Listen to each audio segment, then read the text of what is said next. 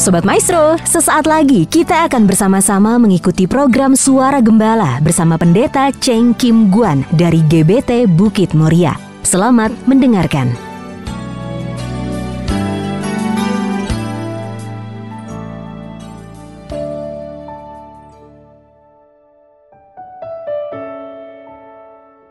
Shalom, Ibu Bapak Sobat Maestro dimanapun berada.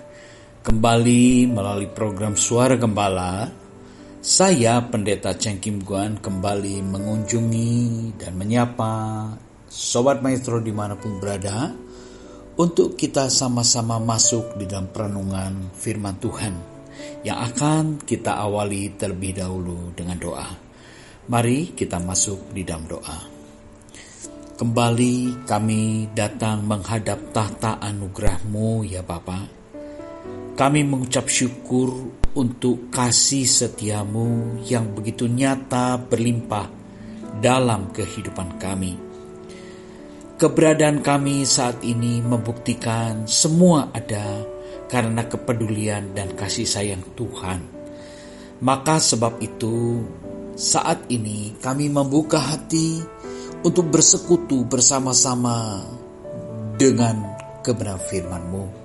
Firman-Mu itulah makanan rohani kami yang memberikan kekuatan kepada rohani kami dan memberikan penghiburan senantiasa bagi kami.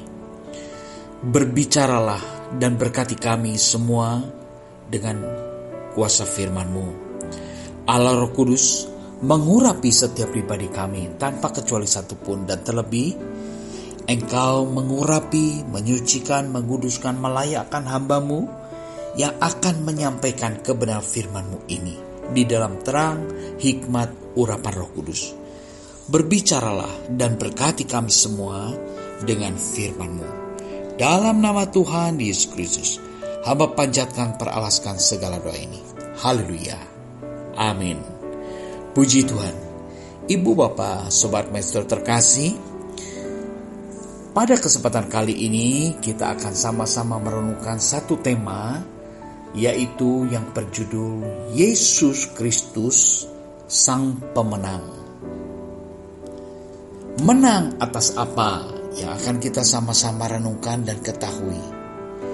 Di mata siapakah Yesus itu menjadi pemenang? Siapa yang memberikan penilaian kemenangan atas pribadi Yesus?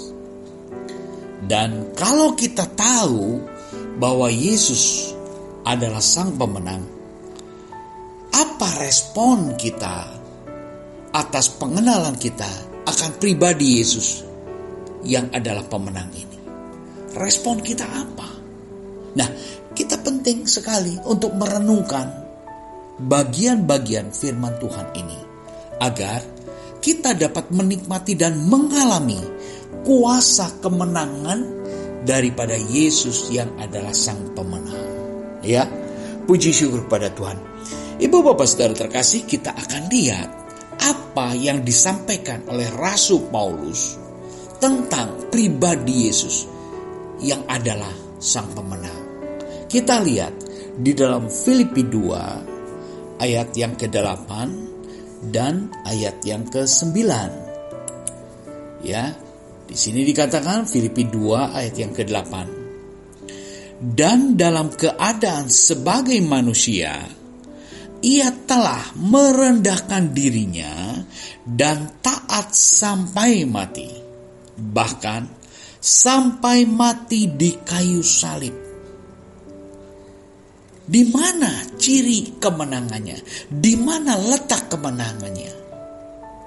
Di dalam ayat ini dikatakan, dan dalam keadaan sebagai manusia, ia telah merendahkan dirinya dan taat sampai mati. Siapakah yang merendahkan dirinya? Dan siapakah yang memiliki ketaatan sampai mati? Dialah Yesus yang dimaksudkan oleh Rasul Paulus. Yesus yang adalah Allah meninggalkan tata kerajaan surga, berinkarnasi menjadi manusia, lahir di tempat yang sangat hina, atas inisiatif sendiri dan atas dasar cinta kasih kepada umat manusia di bumi ini. Lalu Rasul Paulus melihat pribadi ini dan dia mengenali bagaimana ia telah merendahkan dirinya dan taat sampai mati. Merendahkan dirinya, mengosongkan dirinya, dan ketaatannya itu sampai mati. Bukan taat setengah jalan, bukan ketaatan yang kadang-kadang. Ibu bapak saudara terkasih, di sini kita melihat Rasul Paulus, dia ingin memperkenalkan pribadi Yesus yang adalah menang atas penaklukan terhadap kemanusiaannya. Yesus Kristus menang mengalahkan kedagingannya, mengalahkan keegoisannya.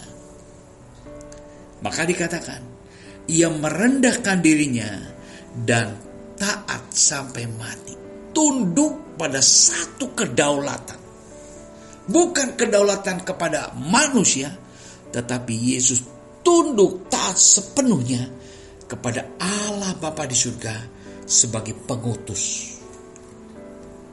Disinilah letak kemenangannya. Yaitu Yesus menang. Menang atas apa? Penaklukan kemanusiaannya. Penaklukan diri atas hawa nafsunya. Dan dibuktikan dengan ketaatan penuh sampai dia mati. Dan bahkan mati di kayu salib. Itulah sebabnya Tuhan Yesus juga berbicara kepada murid-murid. Syarat untuk menjadi pengikut Yesus. Yaitu menyangkal diri, pikul salib, ikut aku. Menyangkal diri, inilah merendahkan diri. Puji syukur pada Tuhan. Pikul salib, itu bagian yang harus kita lakukan. Bagian pengorbanan yang kita lakukan. Baru kita layak untuk menjadi pengikut Kristus. Puji syukur pada Tuhan. Di dalam Filipi 2 ayat yang ke-9 dikatakan, itulah sebabnya Allah sangat meninggikan dia dan mengaruniakan kepadanya nama di atas segala nama. Karena alasan itulah, karena alasan Yesus merendahkan dirinya dan taat sampai mati, bahkan mati di kayu salib. Karena alasan itulah Allah sangat meninggikan dia. Jadi Yesus itu menjadi pemenang di mata Allah. Bukan di mata manusia. Mungkin di mata manusia dianggap remeh. Mungkin di mata manusia dianggap kalah. Oh, mati. Tetapi di mata Allah, karena alasan ketaatannya itulah, alasan kerendahan hati itunya, kerendahannya hatinya itu, maka Allah sangat meninggikan dia dan mengaruniakan kepadanya nama di atas segala nama. Puji syukur kepada Tuhan. Di dalam Filipi 2 ayat yang ke-10, supaya dalam nama Yesus bertekuk lutut segala yang ada di langit, yang ada di atas bumi, dan yang ada di bawah bumi. Supaya dalam nama Yesus bertekuk lutut. Ya, ini. Kalau seorang juara, seorang pemenang, dia akan diberi hadiah. Dia akan diberi penghargaan. Yesus diberi hadiah, diberi pengharapan, diberi penghargaan oleh Allah. Puji syukur kepada Tuhan. Ini bukti kemenangan daripada Yesus Kristus. Melalui kerendahan hatinya dan ketaatannya. Sampai dia rela mati. Dan anugerah yang diberikan padanya, nama yang membuat segala yang di langit, yang di bumi, dan yang di atas bumi bertekuk lutut.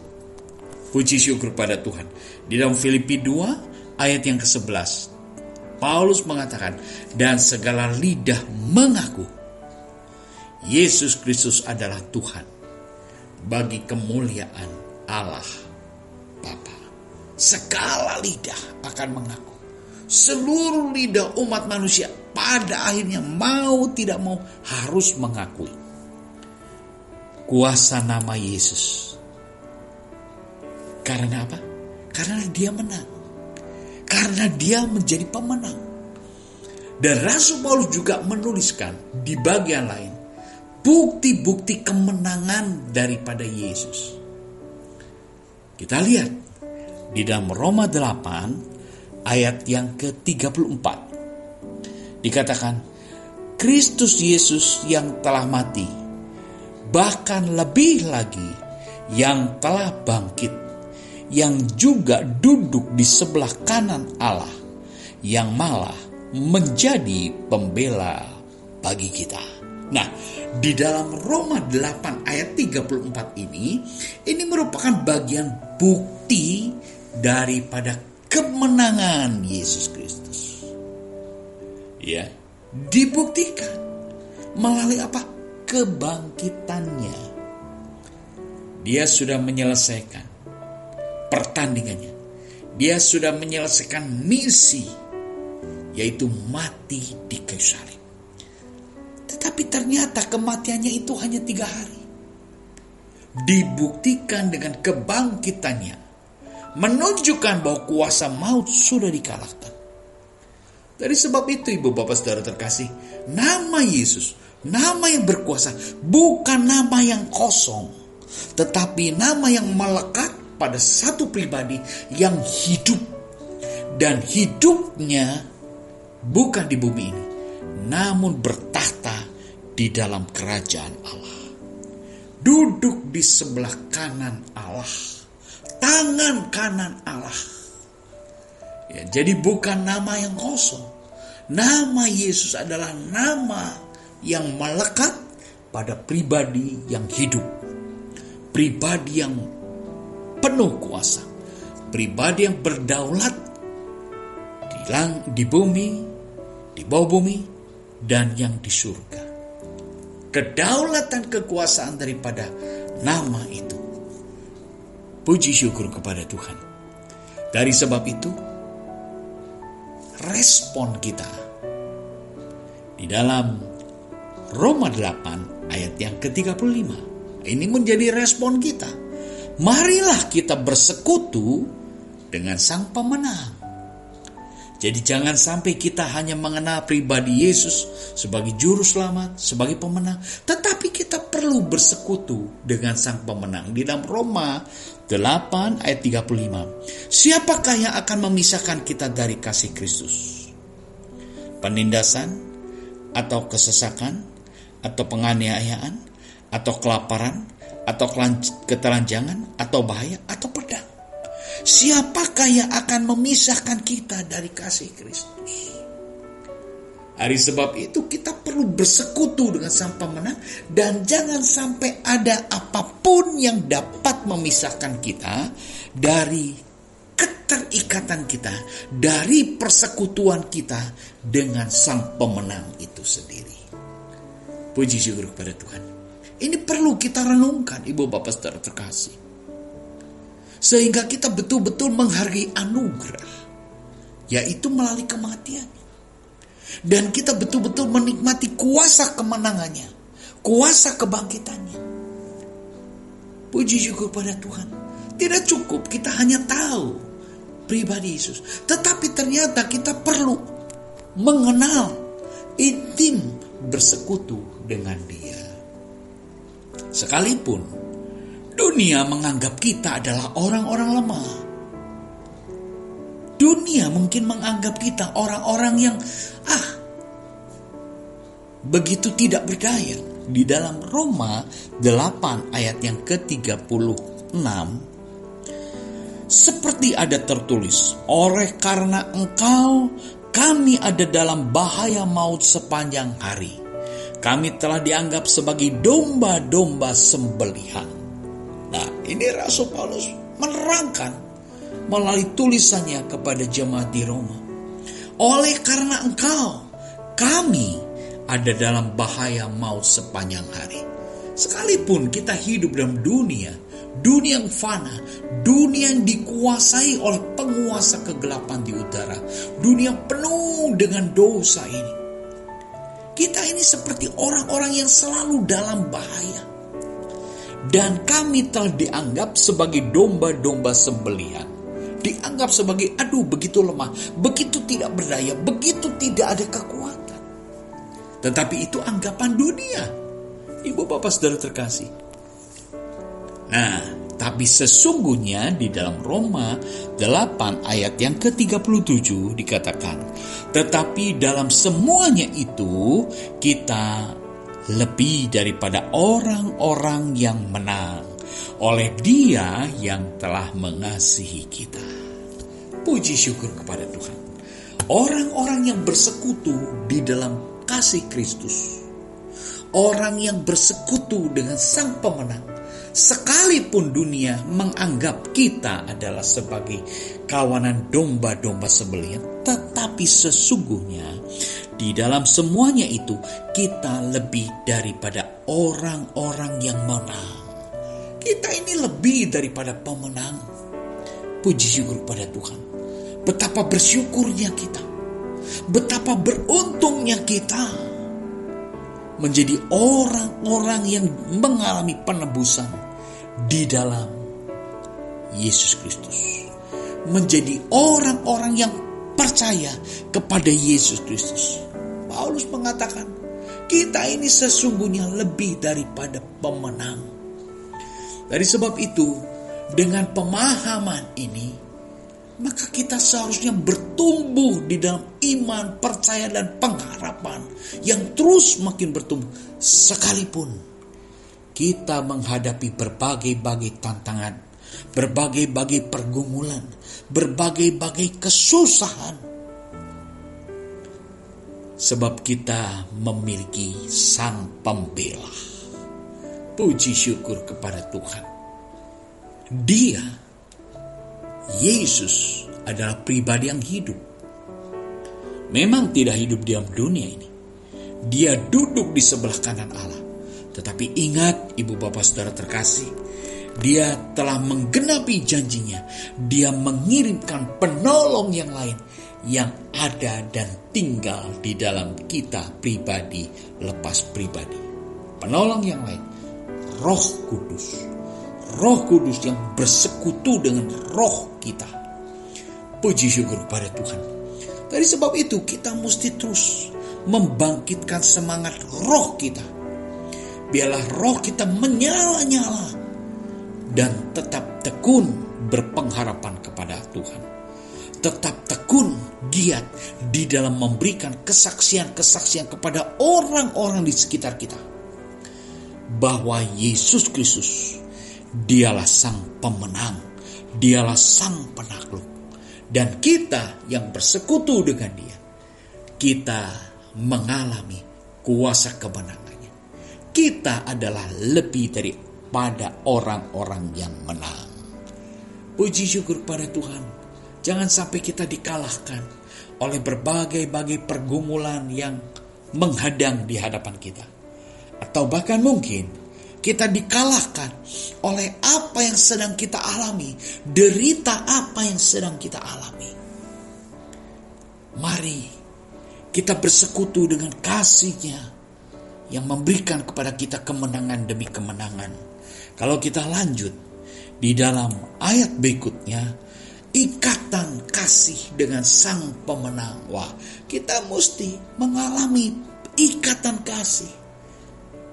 Mengalami satu keterikatan, keintiman di dalam kasih dengan Sang Pemenang. Di dalam Roma 8 ayat yang ke-38. Sebab aku yakin bahwa baik maut maupun hidup, baik malaikat-malaikat maupun pemerintah-pemerintah, baik yang ada sekarang maupun yang akan datang, atau kuasa-kuasa, baik yang di atas maupun yang di bawah, ataupun suatu makhluk lain, tidak akan dapat memisahkan kita dari kasih Allah yang ada dalam Kristus Yesus Tuhan kita. Nah, ini Ibu Bapak Saudara terkasih. Rasul Paulus punya keyakinan, punya pengharapan, punya iman yang dia katakan sebagai yang dia saksikan dalam tulisannya Roma 38 ayat 38 sampai dengan Roma 8 ayat 39. Itulah kesaksian pribadi Rasul Paulus. Siapa Rasul Paulus? Manusia biasa, seperti kita. Bahkan dia punya latar belakang kelam. Mungkin di antara kita tidak memiliki latar belakang kehidupan seperti Rasul Paulus yang kelam. Tetapi ketahuilah, iman pengharapan kita kepada Yesus Kristus, sesungguhnya kita memiliki ikatan kasih dengan Sang Pemenang. Mari kita punya keyakinan seperti Rasul Paulus. Puji syukur pada Tuhan. Jangan sampai iman kita menjadi kendor. Jangan sampai pengharapan kita menjadi kendor. Tapi biarlah pengharapan kita makin bertambah, bertumbuh di dalam Yesus Kristus.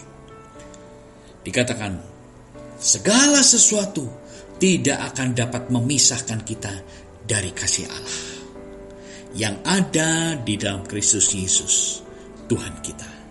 Hari sebab itu Ibu Bapak Saudara terkasih, marilah dengan kita merenungkan bersama pribadi Yesus yang adalah Sang Pemenang, menang atas kerendahan hatinya, menaklukkan kemanusiaannya, menaklukkan kedagingannya dan ketaatannya sampai mati di kayu salib. Ketaatannya penuh, tidak separuh-separuh, tidak kadang-kadang. Itulah teladan yang diberikan oleh Yesus Kristus. Dan kita sebagai orang-orang tebusannya, kita harus menjadikan Yesus sebagai guru dan juga sebagai teladan kehidupan. Sebagaimana Rasul Paulus saksikan dan beritakan bahwa Yesus itu adalah pemenang. Marilah kita orang-orang percaya dan pengharapan kepada Tuhan nikmati kuasa kemenangan di dalam Yesus Kristus. Menghadapi seluruh permasalahan pergumulan yang kita hadapi saat ini. Berjalanlah bersama Yesus. Berharaplah bersama Yesus. Tetaplah tinggal di dalam ikatan kasih Sang Pemenang. Puji syukur kepada Tuhan. Ibu Bapak Saudara terkasih, biarlah renungan bersama pada kesempatan kali ini memberkati kita semua, membangkitkan iman pengharapan kita, dan kita tetap menjadikan Yesus Kristus sebagai andalan hidup kita. Karena kita tahu, kita yakin, kita percaya Dia adalah pemenang. Puji syukur kepada Tuhan. Tuhan memberkati. Mari kita masuk di dalam doa. Terima kasih Tuhan untuk beberapa ayat firman yang kami sama-sama renungkan bersama. Tuhan memberkati kami dengan kuasa firman-Mu. Hamba-Mu berhenti bicara, tetapi firman-Mu hidup. Firman-Mu akan terus berbicara kepada setiap pribadi yang saat ini bersama-sama merenungkan firman-Mu. Terima kasih untuk berkat firman-Mu ya Bapa. Hamba juga berdoa untuk saudara-saudara kami, saudara-saudara seiman, Sobat Maestro dimanapun berada, mungkin dalam pergumulan dan menghadapi berbagai tantangan. Biarlah kasih karunia Tuhan, kuasa pemenang itu dapat kami semua alami, kemenangan demi kemenangan di dalam Yesus Kristus. Terima kasih Tuhan untuk berkat firman-Mu, terima kasih untuk pertolongan-Mu. Dalam nama Tuhan Yesus Kristus, hamba panjatkan peralaskan segala doa ini. Haleluya. Amin. Shalom, Ibu Bapak Sobat Maestro dimanapun berada. Tuhan memberkati kita semua. Amin.